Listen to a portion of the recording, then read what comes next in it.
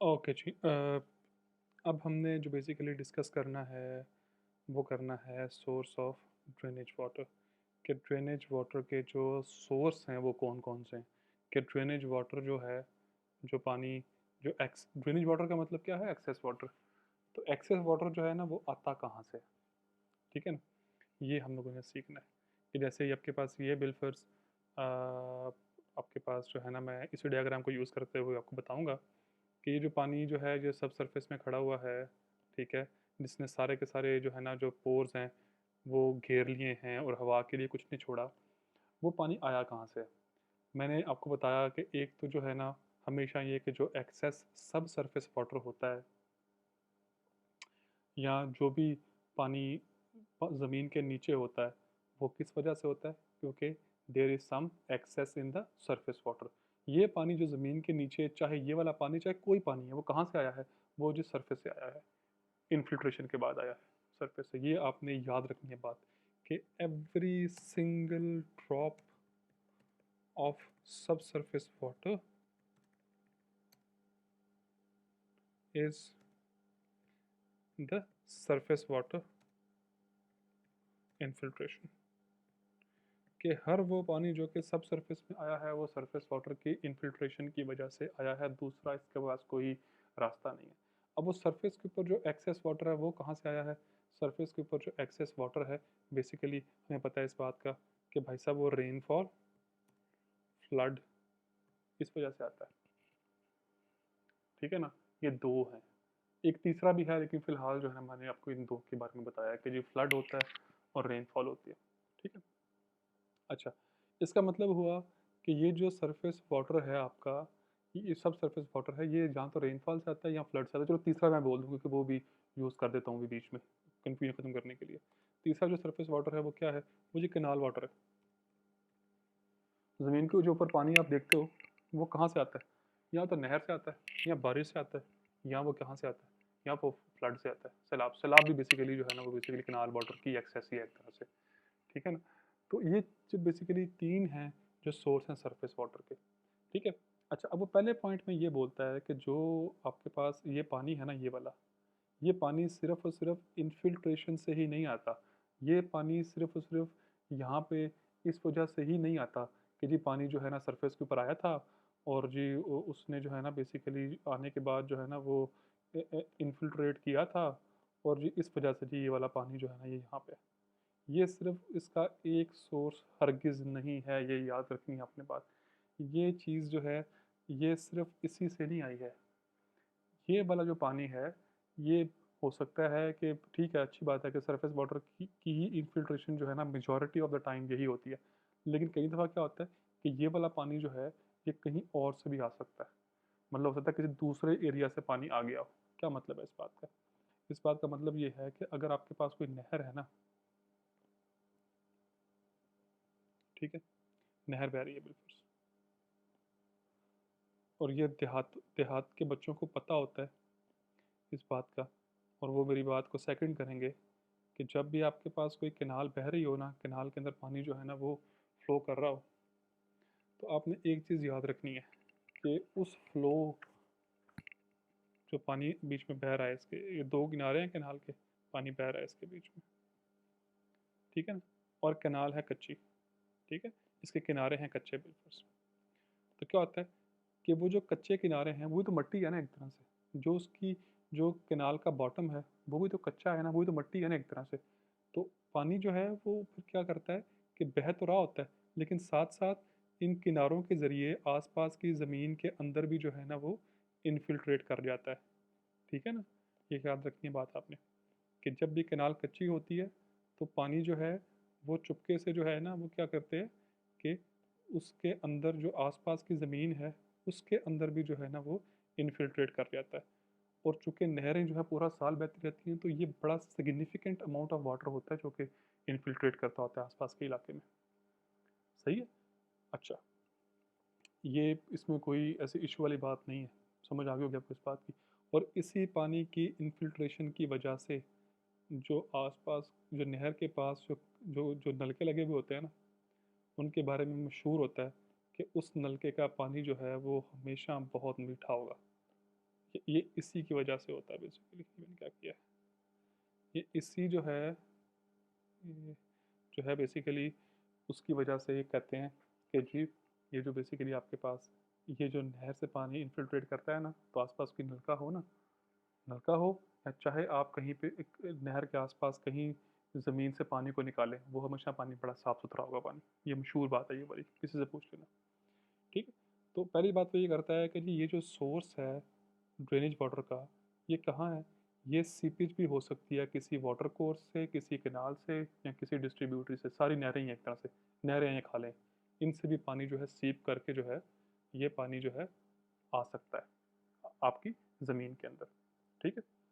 अच्छा, अगला पॉइंट है, आई आई होप कि ये पॉइंट क्लियर होगा, इसमें कोई ऐसी इशू वाली बात नहीं है।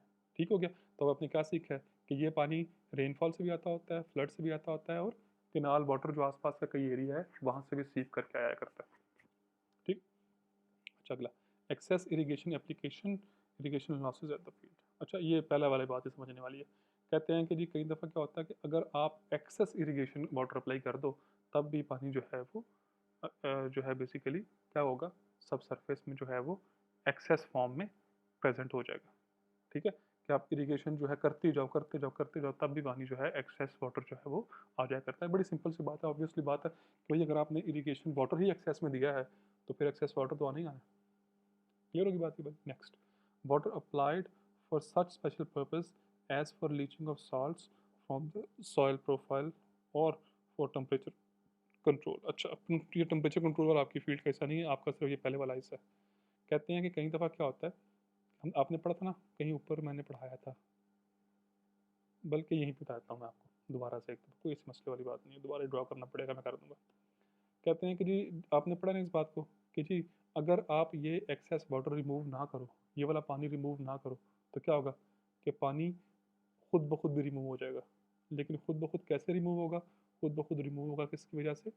सिर्फ और सिर्फ जो है ना वो इवेपोरेशन की वजह से भी ये पानी जो है अपने आप भी सूख जाएगा, अगर आपने रिमूव ना भी किया तो।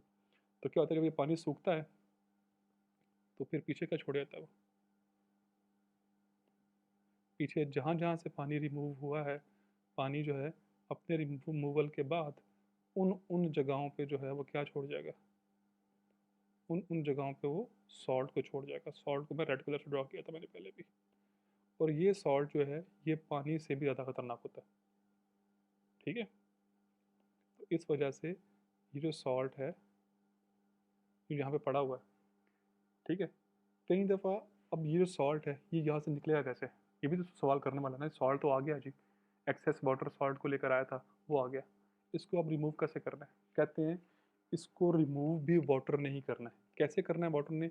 आप इसके ऊपर पानी को अप्लाई करो। ठीक है ना? पानी को अप्लाई करो। पानी क्या करेगा?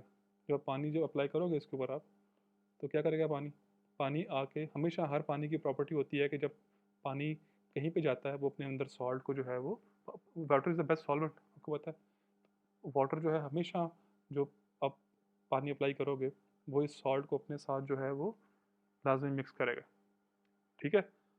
और वो कहते हैं कि आप इतनी ज़्यादा इरिगेशन दो कि वो पानी जो है ना वो इस सॉल्ट को मिक्स करने के बाद यहाँ पे खड़ा ना रहे, बल्कि अपने आप जो है जाके ज़मीनी पानी के साथ जाके मिल जाए। ठीक है। मतलब एक्सेस इरिगेशन दो और इतनी दो कि पानी जो है वो उस जो सॉल्ट पहले था आपके पास वो उसको अपने अंदर मिक्स करे और लेके जो है वहीं पे खड़ा ना रहे, वो नीचे नीचे जो है ना वो इन्फिल्ट्रेट कर जाए और जाके किसके साथ जाके मिल जाए? जी वो जाके जो है ना वो ग्राउंड वाटर के साथ जाके मिल जाए। क्लियर होगी ये वाली बात? तो कहता है कि कई दफ़ा जो है ना आप ओवर इरिगेशन इन सॉल्ट्स को रिमूव करने के लिए भी करते हो। तो ये 3 लाइनें लिखी हुई हैं ना, ये इसका यही मतलब है कि कई दफ़ा आप इरिगेशन जो है इन सॉल्ट्स को रिमूव करने के लिए भी करते हो। आई होप कि ये क्लियर होगी बात, ये वाली कोई ऐसी इशू वाली बात नहीं है। कैसे रिमूव होता है इनमें से? दोबारा बोल दूँ एक दफ़ा कि जब ये आप पानी पहले खुश्क हो गया था, एवेपोरेट हो गया था यहाँ से और पीछे सॉल्ट को छोड़ गया था, जब आप एक्सेस वाटर दोगे, एक्सेस वाटर जो है इस पानी को अपने अंदर मिक्स करेगा। अब चूँकि पानी एक्सेस में है, ठीक है, पानी वहाँ पे खड़ा नहीं रहेगा क्योंकि आप इरिगेशन दिए जा रहे हो ऊपर से। पानी इसको अपने अंदर मिक्स करेगा और फिर नीचे चला जाएगा और जाके ग्राउंड वाटर के साथ जाके मिक्स हो जाएगा। थोड़ा-सा वाटर टेबल तो राइज़ करेगा, लेकिन वाटर टेबल का राइज़ करना जो है वो आपके लिए तब तक मसला नहीं है जब तक पानी जो है वो रूट ज़ोन से नीचे रहे। हाँ, जब ये वाटर टेबल राइज़ करके यहाँ तक पहुँच जाएगा, फिर मसला कर सकता है वो। लेकिन हमने जो कि थोड़ा-सा जो है ना वो बस सॉल्ट रिमूव करने हैं, तो वाटर टेबल थोड़ा बहुत राइज़ करेगा, उसमें कोई इतना बड़ा मसला कोई नहीं है। वो खैर ही होती है। आई होप कि ये बात क्लियर होगी आप लोगों को। अच्छा, नेक्स्ट ये भी वही वाली बात है, पहले के साथ ही मिलती होती है। ठीक है? कहते हैं कि रेनफॉल, रन ऑफ, इन्फिल्ट्रेशन। कहते हैं कि इन्फिल्ट्रेशन जो है वो जो ये वाला पानी है जो यहाँ पे पहले जो है ना वो मैंने उसको पानी को जो है ड्रॉ करना छोड़ दिया था। बेसिकली वो इस वाटर की बात कर रहा है। कहता है कि ये पानी जो है ये सब सरफेस में रेनफॉल की वजह से भी आ सकता है। हमने वो पहला वाला पॉइंट डिस्कस कर दिया था, उसके अंदर ही मैंने कर दिया था ये वाला पॉइंट भी। तो खैर ये पहले डिस्कस हो चुका हुआ है कि सब सरफेस के अंदर वाटर जो है, जो यहाँ सरफेस के ऊपर जो एक्सेस वाटर है, जो ड्रेनेज वाटर है, वो किस वजह से आ सकता है? वो रेनफॉल की वजह से भी जो है ना वो आ सकता है। आई होप कि ये क्लियर होगा, कोई इशू वाली बात नहीं है। वो हुई तो सवाल कर लेना।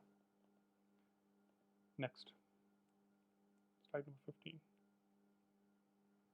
अच्छा, वो उसी का कंटिन्यूटी है उन्हीं बातों की।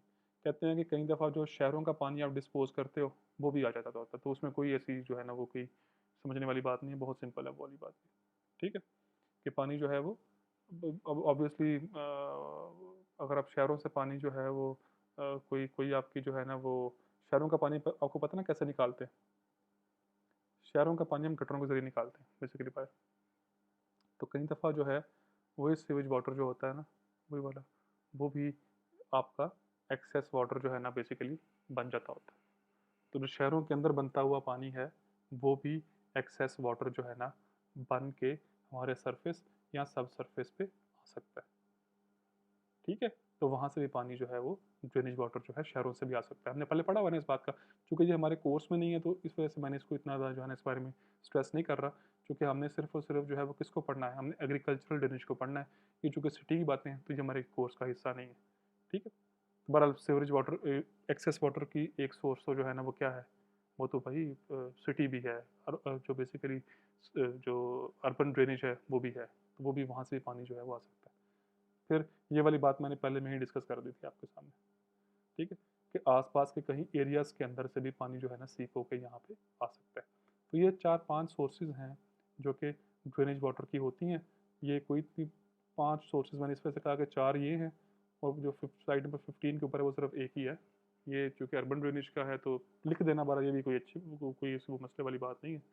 लेकिन सिटी अर्बन जो है, जो रेजिडेंसीज़ हैं, वहाँ से भी पानी जो है जो हम ड्रेन करते हैं वो भी ड्रेनेज वाटर की एक सोर्स ही है। ठीक है? तो जहाँ से भी पानी जो है ना जो ड्रेनेज वाला वाटर आता है उसकी सोर्स जो है ना बेसिकली आपको बता दिया मैंने कि सोर्स उसकी जो है वो उसकी सोर्स है। जहाँ से भी वाटर जो है ड्रेनेज वाटर आता है वो उसकी सोर्स है। तो चूँकि शहरों से भी आता है तो उसने यहाँ पे उसकी भी सोर्स लिख दी हुई है। स्लाइड नंबर 16 कि इसके एडवर्स इम्पैक्ट्स क्या हैं। बेटा मैंने ये पहले पूरे बोल दिए हुए हैं, ये सारे के सारे मैंने पढ़ा दिए हूँ आपको, लेकिन बार फिर भी मैं दोबारा एक बार बोल देता हूँ। कहते हैं कि प्लांट की ग्रोथ जो है ना वो इफेक्ट होती है। क्यों? क्योंकि यहाँ पे चूँकि हवा नहीं होती तो क्या होता है, प्लांट को जो है ना अपनी ग्रोथ के लिए ऑक्सीजन भी रिक्वायर्ड है। ठीक है? तो वो भी जो है ना उसके मसले हो जाते हैं प्लांट को। ठीक है? Restricted root growth. ठीक है ना? कि रूट की जो है ना ग्रोथ हो सकती नहीं है, क्योंकि रूट जो है वो हमेशा क्या होता है कि ग्रो ही नहीं कर सकती, क्योंकि सारे पोर्स तो वाटर में घिरे हुए हैं। ठीक है ना? तो रूट्स को अपनी ग्रोथ के लिए कोई जगह खाली मिलती नहीं है। जब कभी प्लांट होता है ना आपके पास, कोई बिल्कुल ये कोई प्लांट है, ठीक है, और इसको आपने लगाया हुआ है किसी भी जो है ना वो अपने सरफेस के ऊपर, लैंड सरफेस पे, ठीक हो गया। और जी ये है आपकी जो है ना बेसिकली उसकी रूट्स।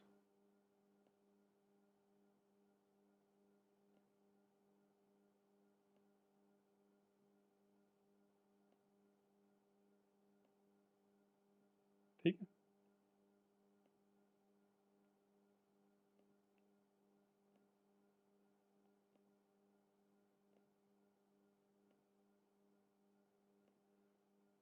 ठीक हो गया जी, ये इसकी रूट्स। अब क्या होता है कि इन रूट ने ग्रो करना होता है, जो जो प्लांट बड़ा होता है इसकी रूट्स भी साथ साथ जो है ना बड़ी होती है। लेकिन क्या है कि रूट्स जो है ना इनको बड़े होने के लिए ज़मीन के अंदर खाली स्पेस चाहिए होती है। लेकिन अगर वो स्पेस सारे के सारी पानी ने घेरी हुई है तो ये रूट कभी भी जो है ना वो अपने अपनी ग्रोथ जो है ना वो नहीं कर सकती। ठीक है, क्योंकि वो जगह पानी ने घेरी हुई है। ये तो सिर्फ उस जगह पर जाएगी रूट, मैं सिंपल बात में टर्म में बात कर रहा हूँ कि ये रूट सिर्फ जो है ना वो उस जगह पर जाएगी जो जगह खाली है, क्योंकि जो हर जगह पानी ने घेरी हुई है तो पानी जो है उसकी ग्रोथ के लिए जो है वो ठीक नहीं है। सही है, तो इस वजह से रूट जो है वो सही तरह ग्रोथ अपनी नहीं कर सकती। फिर आगे लिखा हुआ है लेसर न्यूट्रिएंट इनटेक्स। ज़ाहिर बात है अगर हर जगह पानी है तो न्यूट्रिएंट्स कहाँ से आने हैं? प्लांट को ग्रोथ के लिए जो है वो वाटर चाहिए होता है। ठीक हो गया, H2O। प्लांट को ग्रो करने के लिए फास्फोरस चाहिए होती है। प्लांट को ग्रो करने के लिए जो है ना वो जिंक चाहिए होती है। प्लांट को मतलब इतनी चीज़ें हैं जो प्लांट को ग्रो करने के लिए चाहिए। ठीक है, लेकिन अच्छा मुझे पता नहीं जिंक चाहिए मुझे, मैंने वैसे लिख दिया हुआ है। बेसिकली जो है ना वो फास्फोरस का तो पता है और पोटैश का पता है, पता नहीं जिंक मैंने अभी लिख दिया बीच में। अच्छा, पोटैश भी चाहिए होती है। अब जब वो हर जगह पे सिर्फ पानी ही अवेलेबल है तो ये सारे एलिमेंट्स जो हैं, जो फास्फोरस है, पोटैश है, नाइट्रोजन है, वो कहाँ आएगी? नहीं आ सकती। तो इस वजह से उसकी जो है ना वो न्यूट्रिएंट्स जो है उसको पूरे मिलेंगे ही नहीं प्लांट्स को। लेसर सप्लाई ऑफ नाइट्रोजन मैंने बात अभी कर दी है इसके अंदर, जो कि जगह ही नहीं है नाइट्रोजन के लिए, सिर्फ पानी अवेलेबल है नीचे। फिर एनारोबिक डिकम्पोजिशन। जब ऑक्सीजन नहीं होती है ना आसपास, रूट जोन के आसपास, तो हर चीज़, जो भी चीज़ हो, आपको पता है इस बात का कि in the absence of oxygen, in the absence of oxygen everything decompose. कि जब भी ऑक्सीजन जो है उसकी अवेलेबिलिटी ना हो तो हर चीज़, चाहे वो जड़ हो, कोई भी चीज़ हो, वो डिकम्पोज होना शुरू कर देती है। हर लिविंग थिंग जो है वो डिकम्पोज होगी in the absence of oxygen. तो रूट्स भी जो है ना वो गलने सड़ने लग जाते हैं in the absence of oxygen. तो उसे हम क्या बोलते हैं? उसे हम बोलते हैं एनारोबिक डिकम्पोजिशन। और फिर है अगला डिटीरिएशन ऑफ सॉइल स्ट्रक्चर। यार जाहिर बात है सॉइल स्ट्रक्चर भी डिटीरिएट होगा, क्योंकि हर जगह जो है सॉइल के जो बेसिकली जो उसके जो पोर्स हैं वो उसने वाटर ने फिल कर दिए हुए हैं, तो it will also deteriorate the structure of soil. फिर आगे इम्पेयर्ड फार्म ऑपरेशन, कि आप मट्टी के गीले होने की वजह से उसके अंदर इम्प्लीमेंट जो होते हैं आपके हल वगैरह, वो आप जो है वो नहीं चला सकते। तो इसके वाले भी मसले हैं। ठीक हो गया। फिर आगे पुअर सीड जर्मिनेशन, मैंने पहले बोल चुका हूँ कि ये भी ग्रोथ से ही लिंक होता है। इम्पेयर्ड प्लांट ग्रोथ से ही जो है, कि आपने बिलफर्ज आपकी ज़मीन है, ठीक है ना, बिलफर्ज कोई ज़मीन है आपकी,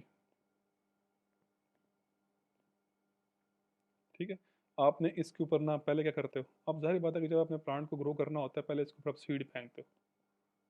ठीक है, मैं सीड जो है ना आप इसके बिलफर्ज ये फेंक दे, ये आपकी सीड है। ठीक है, अब इस सीड को ग्रो करने के लिए वही चाहिए जो प्लांट को ग्रो करने के लिए चाहिए, लेकिन वो कुछ भी नहीं है वहाँ पे। क्यों? कि वाटर जो है ना उसका लेवल ही इतना हाई है कि उसने हर जगह को घेरा हुआ है। तो पुअर जो है ना इसकी जर्मिनेशन जो है ना उसकी पुअर होगी because of excess of water. फिर ये तो हमारा नहीं है कोर्स का हिस्सा, ना ये हमारे कोर्स का हिस्सा है, क्योंकि ये डैमेज टू बिल्डिंग और पुअर हेल्थ हैजर्ड जो है ना ये बेसिकली ये हमारे एग्रीकल्चर को लिंक नहीं करते, तो मैं ये दो में नहीं कर रहा ये वाले। ठीक है, आगे है इंक्रीज सॉइल सलिनिटी। वो पहली बात 10 दफ़ा कर चुका हूँ कि जब वाटर ये वेपोरेट कर जाएगा पीछे अपने क्या छोड़ जाएगा, सॉल्ट छोड़ जाएगा। तो वो सॉल्ट जो है अगर रूट जोन में हो तो उसे हम क्या बोलते हैं? उसको हम बोलते हैं सलिनिटी। तो आई होप कि ये सारे क्लियर होंगे आपको। अगला है टाइप्स ऑफ ड्रेनेज सिस्टम, कि अगर आपने ड्रेनेज सिस्टम कहीं पे लगाना है तो उसकी टाइप कौन कौन सी है। पहली तो जो है ना आपने पता है कि अगर कोई भी ड्रेन जो है ना कुछ इस शेप में, इसे हम बोलते हैं सरफेस ड्रेनेज। क्या होता है कि हम ज़मीन के ऊपर जो है ना एक ड्रेन सी खोद देते हैं और वो ड्रेन जो है बेसिकली पानी को जो है लेके, एक्सेस वाटर को लेके निकल जाती है। ये ऐसी वो ड्रेन होती है। ठीक। अच्छा, उसमें अब जो एक समझाने वाली बात है ना वो ये वाली है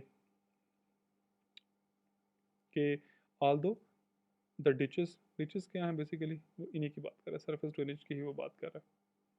Are projected primarily with conveys excess water. There is also some seepage through the ditches depending on the position of existing water which is relevant to the bed of the drainage. ठीक हो गया। ये तीनों points पहले discuss हो चुके हुए हैं, मैं बारी बारी तीनों को कर देता हूँ ताकि आसानी हो जाए आप लोगों के लिए। पहले मैं सोच रहा था कि इन दो को छोड़ दूँ, लेकिन ये जो पॉइंट है ये इन दो के साथ लिंक करता है। दोबारा मैं पहले बता दूँ आप लोगों को वाले। The surface drainage is achieved by land forming and by land forming and smoothing for removal of isolated depression or by construction of parallel ditches। कहते हैं कि जी आपने सरफेस ड्रेनिंग अगर करनी है ना तो आपको ऐसी जो है ना वो डिचेस बनानी पड़ेंगी। ये ड्रेन मैंने इसको बोल दिया है, वो डिच बोल रहा है इसको, तो आप इसको डिचेस ही बोल दो। डिच क्या होती है? ज़मीन के अंदर कोई भी खोदा हुआ गड्ढा, उसको बोलते हैं। तो कहते हैं कि ये बना देते हैं हम। तो ये जो डिचेस होती हैं बेसिकली इसको हम बनाते कैसे हैं? ये हम बनाते हैं कि अगर आपके पास बिलफर्स ये आपकी ज़मीन है ना, ठीक है, ये बहुत बड़ी ज़मीन है आपकी।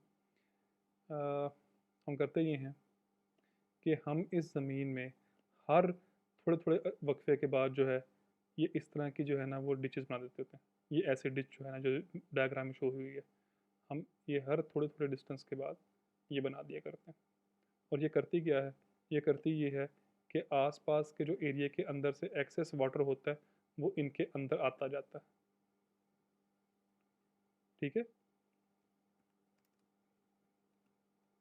ऐसे। और आसपास का पानी जो है वो यहाँ वाला भी जो है ना वो इस एरिया का भी पानी इस तरफ से पानी जो है वो इसमें आता जाता है। ठीक है, क्लियर होगी वाली बात? अच्छा, अब एक तो सवाल आपका मेरे से पूछने वाला ये है, जैसे ये डिच बनाई हुई है ना ये वाली, तो मैं इसको थोड़ा मैक्सिमाइज कर दूँ समझो, जैसे समझाने के लिए।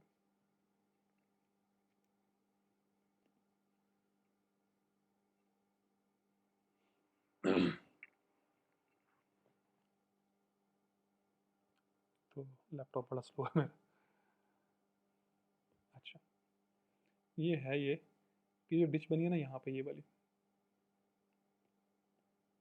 ठीक है, ये होता क्या है कि जो आसपास का पानी होगा ना, जो सब सरफेस वाटर है वो जो एक्सेस वाटर होगा वो इसके अंदर आता जाएगा। ठीक है ना? अब ये एक पूछने वाली बात है कि यार ये जो एक्सेस वाटर है ये भाई इसके अंदर क्यों आता है? यहाँ से इस लैंड से इस जगह से पानी जो है वो उठ के इस जगह पे पानी क्यों आएगा? सोचने वाली बात है ना कि अगर सब सरफेस के अंदर पानी है तो सब सरफेस, मैं ये सरफेस के ऊपर बना रहा हूँ एरो, लेकिन पानी कौन से वाले की बात कर रहा हूँ? जो इस ज़मीन के नीचे है। अगर एक्सेस वाटर ज़मीन के नीचे है तो वो पानी ज़मीन के नीचे से निकल के यहाँ पे क्यों आएगा? ये सोचने वाली बात है ना, है ना? इसका जवाब देख लो जरा, यहाँ सुन लो।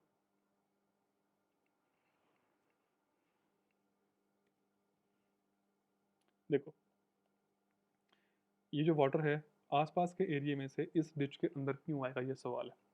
उसका जवाब बहुत सिंपल है। जवाब ये है, देखो जो डिच है ना, जो बनी हुई है, ये जो ड्रेन सी बनी हुई है, हमें देखो यहाँ पे प्रेशर कौन सा है?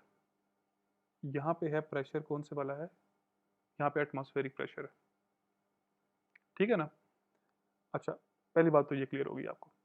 दूसरी बात ये वाली है कि इधर जो पानी जो जो ड्रेन आपने बनाई है ना, हमेशा मैं इसको थोड़ा सा जो है वो एक ड्रॉ कर दूँ, क्योंकि मुझे ना बार बार वो खौफ आ रहा है कि ये हो सकता है कि आपको समझ में ना लग रही हो ये वाली बात। तो मैं साथ में इसका हर एंगल ड्रॉ करता जाऊँ। ये है जी आपका बॉटम, इस ड्रेन का जो है ना बॉटम, ये वाला मैंने ड्रॉ किया इस ड्रेन का बॉटम। ठीक है ना? अब ये जो ड्रेन का बॉटम है ना, इसकी जो है डेप्थ जो है ना वो है बिल्फर्स 10 फीट। मैं मिसाल दे रहा हूँ सिर्फ और सिर्फ। ठीक है, ये 10 फीट इसकी जो है ना वो ड्रेन की जो डेप्थ है, ये यहाँ से लेके यहाँ तक नीचे तक का डिस्टेंस जो है, बॉटम तक का डिस्टेंस जो है बिल्फर्स वो 10 फीट है।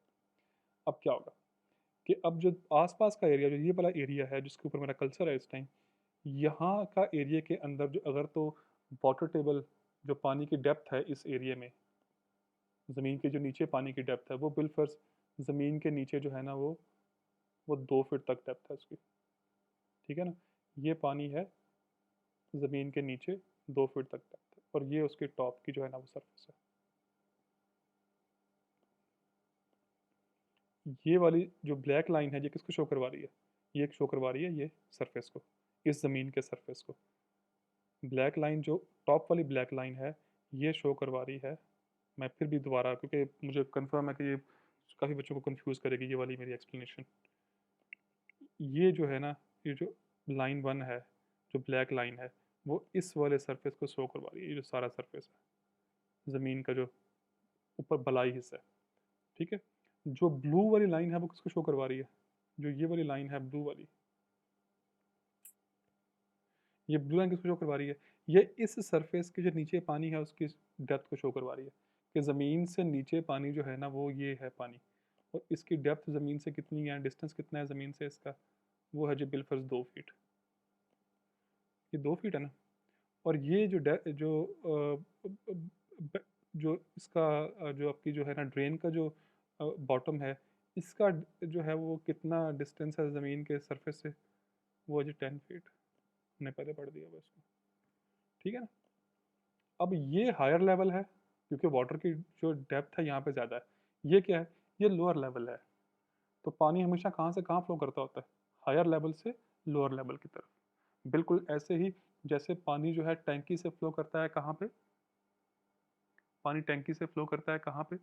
पानी टैंकी से फ्लो करता है इनटू कोई नीचे आपका जो घर के नीचे कोई एरिया है उसके अंदर।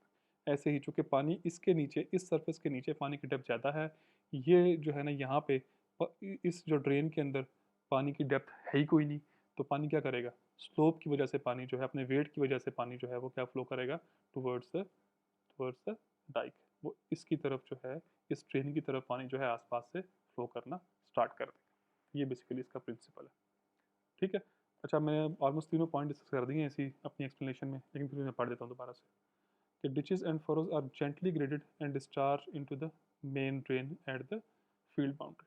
कहते हैं कि इस तरह जब बहुत सारी ड्रेन्स बनी होती है ना, ये वाली आपने ये ड्रेन बना दिया, ये ड्रेन बना दिया, फिर आप ये सारी ड्रेन जो होती है ना, जब इनके अंदर पानी आता जाता है, इस ड्रेन के अंदर पानी आ गया, इस ड्रेन के अंदर पानी आ गया, हम इसमें क्या करते हैं कि खेत से बाहर एक होती है मेन ड्रेन। ठीक है ना। वो बड़ी ड्रेन होती है, वो बड़ी नहर जिसको हम सेम की नहर बोलते हैं। आपको सबको पता है कि सेम क्या होती है, जो फैसलाबाद के लोगों को लाजमी पता होगा कि सेम क्या होती है। और सेम की बहुत डेप्थ होती हुआ करती है, आपको पता है इस बात का, कि वो बना देंगे और सारा पानी ये वाला जो है उसी प्रिंसिपल पे, जिस प्रिंसिपल पे पानी जो है वो इर्द गिर्द से इसमें मूव कर रहा है, उसी प्रिंसिपल पे पानी जो है सारा पानी फ्लो करता हुआ इस मेन जो है वो ड्रेन के अंदर चला जाएगा, जो कि खेत से बाहर है। इसको हम बोलते हैं मेन ड्रेन। ठीक है। इधर चला जाएगा। क्यों? क्योंकि ज़ाहिर बात है पानी की डेप्थ इसमें ज़्यादा है, और पानी की डेप्थ इसमें जो है ना, जो मेन ड्रेन है ये गहरी है, पानी की डेप्थ इसके अंदर क्या है, ये कम है, तो पानी यहाँ से फ्लो करता हुआ मेन ड्रेन की तरफ जो है वो चला जाएगा। ठीक हो गया। आई होप कि ये बात जो है ना आप सबको जो है वो क्लियर होगी। सही है। जो ये वाली डायग्राम है ना, इसमें क्या है कि ये बेसिकली ड्रेन बनी हुई है, और बहुत सारी ड्रेन बनेगी, हर थोड़े डिस्टेंस के बाद एक ड्रेन बन जाएगी, और सारी ड्रेन जो है कहाँ जाके मिलेंगी? मेन ड्रेन के साथ। मैं अभी एक डायग्राम आपको और भी दिखाऊंगा इसके बारे में। नेक्स्ट। आई होप कि ये क्लियर होगा सारे के साथ। Next, pipe drainage. कहते हैं कि आप जो है ना वो इन ऐसी ड्रेन्स बनाने की जगह आप पाइप ड्रेनेज भी बना सकते हैं, कि आपने सब सरफेस के अंदर पाइप्स इंस्टॉल कर दी हैं। ठीक है। अच्छा, अब पाइप ड्रेन का क्या है कि उसके एडवांटेज होते हैं। क्या एडवांटेज है? कि देखो ये वाला खेत है ना आपका, आप इन जहाँ पे आपने ये ड्रेन बनाई है, ये आपने जो है ना डिचेस बनाई हुई है, यहाँ पे आप फसल नहीं लगा सकते। ठीक है। जैसे ये है ना, इसके अंदर आप फसल नहीं लगा सकते क्योंकि यहाँ पे पानी है। ठीक है। लेकिन पाइप का क्या होता है कि पाइप को आप ज़मीन के नीचे गाड़ दोगे और ऊपर से उसे कवर कर दोगे मिट्टी के साथ, और आप जो है जहाँ पे आपके पाइप के जो जगह है उसके ऊपर भी आप जो है ना वो बेसिकली क्या कर सकते हो, आप फसल को लगा सकते हो। क्योंकि पाइप ज़मीन के नीचे है, आपने ऊपर मिट्टी डाल दी है, तो जब मिट्टी आ गई है तो आप बिल्कुल उस जगह पे, जिस जगह के नीचे जो है ना पाइप हैं, उस जगह के एग्जैक्टली ऊपर भी जो है ना वो एग्रीकल्चर जो है ना वो कर सकते हो, आप फार्मिंग कर सकते हो, आप फसल को लगा सकते हो। दूसरा, कहते हैं कि ये जो है ना आपकी, जो आपने सरफेस प्लेन बनाई हुई है ये वाली, इसका एक मसला ये है कि आपको हर थोड़े अरसे बाद ना इसको मेंटेन करना पड़ता है। क्योंकि आप लोगों ने खुद सेम देखी होगी, सेम जो है हर थोड़े अरसे बाद जाके देखना कि सेम सबसे जो जो आजकल वैसे जो कि सेमें बर्बाद हो चुकी हुई हैं, आप देखोगे कि आसपास जो एरिया है सेम का, उसके अंदर बड़े बड़े पौधे उगे होंगे, और अजीब सा सिस्टम वहाँ पे बना हुआ होगा, बड़ा वो खौफनाक सी जगह होती है जहाँ पे सेम होती है। आसपास जो है ना वो क्या बने होते हैं, दरख्त लगे होते हैं, तो आपको हर थोड़े अरसे बाद ना उनकी भल सफाई करनी होती है, इसको मेंटेन करना होता है आपको। लेकिन पाइप आपने जो है एक दफ़ा लगा दिया, इसको इसकी मेंटेनेंस जो है वो बहुत कम रिक्वायर्ड है। हाँ, तब रिक्वायर्ड है जब पाइप की लाइफ पूरी हो जाएगी, आप दोबारा निकाल के इसको डाल दोगे नए वाले पाइप को, तो इसकी मेंटेनेंस जो है वो इसकी ज़रा कम होगी। ठीक है। और ये वही वाली बात उसने की हुई है कि अमूमन हम इनको जो है 0.7 मीटर डेप्थ के ऊपर जो है जाके लगाते हैं। ये याद रखनी बात आपने कि ज़मीन से कितना नीचे होंगे, 0.7 मीटर पे। ठीक है। क्यों 0.7 मीटर पे होते हो, 0.7 से ऊपर क्यों नहीं कर सकते, क्योंकि ऊपर जो है ना वो जड़ों को जो है वो मसला कर सकते हैं। मैं यहाँ पे इसकी एक आपको जो है ना वो डायग्राम भी बना देता हूँ कि ये आपका सरफेस है ना वेफर्स। ठीक है। आपने इसके नीचे पाइप को इंस्टॉल करना है, तो आप पाइप को थोड़ा नीचे जाके इंस्टॉल करोगे। अगर आप ऊपर इंस्टॉल कर दोगे ना पाइप को, ऊपर लगा दोगे ड्रेनेज के लिए पाइप को आप यहाँ लगा दोगे, तो क्या होगा कि जो पौधे हैं उनकी जड़ें जो हैं वो क्या होंगी, वो डिस्टर्ब होंगी। ठीक है। जड़ें सही तरह नहीं उग सकेंगी अगर आप पाइप बहुत नज़दीक हुआ जाके ज़मीन की सरफेस के, तो थोड़ा सा आपको उसको नीचे करना पड़ता है ताकि जड़ें जो है वो उनकी ग्रोथ जो है वो नॉर्मल हो सके, प्लांट के रूट्स की जो ग्रोथ है वो नॉर्मल हो सके। ठीक हो गया। अब पाइप जो है, पाइप की ड्रेनेज सिस्टम दो तरह का है, एक है सिंगुलर सिस्टम और एक क्या है, कंपोजिट सिस्टम। अच्छा, सिंगुलर सिस्टम क्या होता है और कंपोजिट सिस्टम क्या होता है। अच्छा, उसकी डायग्राम बड़ी अच्छी सी है, मैं पहले आपको बता दूं कि ये होता क्या है। कहते हैं कि जो सिंगुलर पाइप ड्रेनेज सिस्टम के दो टाइप्स हैं, एक सिंगुलर सिस्टम और क्या है दूसरा, कंपोजिट सिस्टम। अच्छा, मैं यहाँ पे लिख भी दूँ साथ में कि पाइप ड्रेनेज की जो है ना वो दो इकसाम है। एक कौन सी है, सिंगुलर, और दूसरी जो है ना वो क्या है, कंपोजिट। ठीक है। सिंगुलर है और साथ में कौन कौन सी हैं, साथ में दूसरी जो है ना वो कंपोजिट है। अब सिंगुलर क्या होती है और कंपोजिट क्या होती है। सिंगुलर ये होती है कि the drainage fields comprise of buried perforated pipes laterals which discharge into the open ditch collector drains। ठीक हो गया। अच्छा, मैं अभी सिर्फ पढ़ रहा हूँ, मैं उनको उनको ना समझाने लग ये हैं क्या, सिर्फ पढ़ रहा हूँ मैं, पहले समझाऊंगा अगली वाली जो है ना वो डायग्राम निकाल के ये वाली दोनों। अगला है कि इन composite drain system the collector drain also contains consist of closed pipe that in turn discharges into the open main drain either by pumping or by gravity।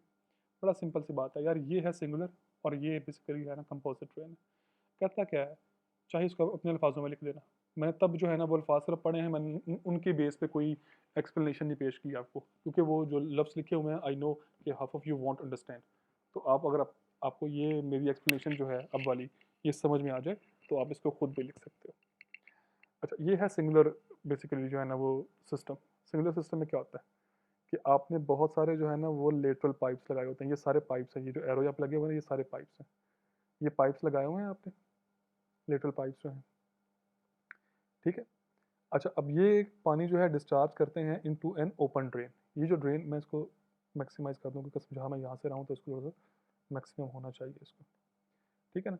ये पाइप्स लगे हुए हैं, इनको हम बोलते हैं लेटरल्स। आप लोगों ने लास्ट जो लेक्चर था हाई एफिशिएंसी इरिगेशन सिस्टम का, आपको पता है कि लेटरल्स क्या होता है। ठीक है। ये जो पाइप्स पड़े हुए हैं और ये पाइप सारे डिस्चार्ज करेंगे इसमें। ठीक है ना। ये क्या है, ये है ओपन ड्रेन। ये ओपन ड्रेन का मतलब क्या होता है, ओपन ड्रेन का मतलब होता है कि ये जो ये वाली ड्रेन है, ये जो बनाई हुई है अभी ये वाली, ये सरफेस के ऊपर बनी हुई है, ये कुछ ऐसी है। ठीक है ना। ये कुछ ऐसी जो है ना ड्रेन बनी हुई है, लेटरल्स बने हुए हैं पाइप्स, और वो डिस्चार्ज कर रहे हैं किसके अंदर पानी, वो पानी डिस्चार्ज कर रहे हैं इनटू एन ओपन ड्रेन। ये ड्रेन जो है ये आपकी कौन सी वाली ड्रेन है, ये है आपकी ओपन ड्रेन। और ये पानी को ले जाती है, ले जाती है और यहाँ पे लाके मेन ड्रेन के अंदर जो है वो जाके ड्रेन कर देगी। ये दो, ये मेन ड्रेन है, यहाँ पे इसको शो नहीं कराया हुआ लेकिन यहाँ पे शो कराया हुआ कि ये मेन ड्रेन है। ठीक है। यानी फिर क्या हुआ मतलब इस बात का कि बहुत सारे लेटरल पाइप्स जो हैं, अपने अल्फाजों में लिख लेना कि सिंगुलर सिस्टम में क्या होता है कि बहुत सारे लेटरल पाइप्स जो हैं पानी को डिस्चार्ज करते हैं, पानी को लेके जाते हैं इनटू एन ओपन ड्रेन, जो कि इंटर्न पानी जो है कहाँ देती है, इनटू द मेन ड्रेन। ये है मेन ड्रेन। यार मैं लिख देता हूँ एम डी, लिखाई बहुत गंदी होती है इस पेन से, समझ ही कुछ नहीं आती क्या लिखा हुआ है। ये है एम डी, मेन ड्रेन, और ये क्या है, ये है ओपन ड्रेन। ठीक है। पहले लेटरल पानी लेकर आते हैं, ओपन ड्रेन में डालते हैं, और ओपन ड्रेन जो है वो पानी इन टर्न कहाँ लेके जाती है, मेन ड्रेन की। और ये बात याद रखना कि मेन ड्रेन जो है उसकी जो डेप्थ होती है वो ज़्यादा होती है as compare to open drain. तब ही पानी उसके अंदर जो है जाके वो फ्लो करेगा। वो ज़्यादा जो है ना नीचे उसका बेड लेवल जो है वो ज़्यादा नीचे होगा। गहराई डेप्थ मत बोलो, डेप्थ जो कि वाटर की होती है, तो डेप्थ का मेरा मतलब क्या है कि जो उसकी गहराई है या जो उसके बेड का लेवल है वो ज़्यादा होगा, ज़्यादा नीचे होगा as compare to open drain, तभी पानी जो है वो उस तरफ फ्लो करेगा। ठीक है? ये है आपकी मेन ड्रेन। सॉरी, ये है आपका कंपोजिट सिस्टम। इसमें क्या है? वही कॉन्सेप्ट। पाइप्स सारे वही हैं, लेटरल पाइप्स। ये लेकिन ये जो ड्रेन कर रहे हैं पानी, ये किस यहाँ पे ओपन ओपन ड्रेन थी ना, यहाँ पे जो कलेक्ट करने वाली ड्रेन है वो भी पाइप ड्रेन है। ठीक है? यानी कि लेटरल जो है इधर क्या कर रहे हैं, इधर डिस्चार्ज कर रहे हैं लेटरल ओपन ड्रेन के अंदर। लेकिन इस कंपोजिट सिस्टम में क्या है कि लेटरल्स जो है वो डिस्चार्ज कर रहे हैं पानी किसके अंदर, पाइप कलेक्टर के अंदर।